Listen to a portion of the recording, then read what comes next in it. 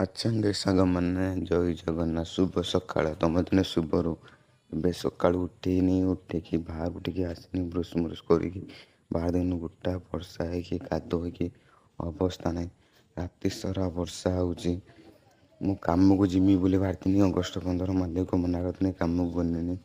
ଦେଖନ୍ତୁ କେତେ ଜୋର ବର୍ଷା ହେଇଛି। ସକାଳପୁର ବର୍ଷା ଯେ ହେଉଛି ଏତେ ଯାଏଁ ଛାଡ଼ି ନାହିଁ।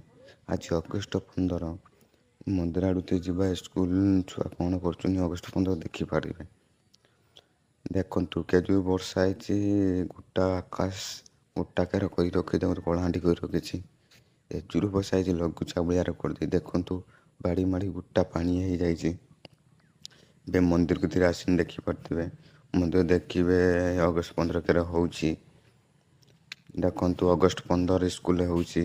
ଏବେ ମୁଁ ଫେରି ଆସିଲି। ଫେରି ଆଇକି ଘରକୁ ପଳେଇ ଆଇନି ଦେଖି ସାରିକି। ଲାଇକ୍ କମେଣ୍ଟ ସେୟାର କରିଦିଅ ଧନ୍ୟବାଦ।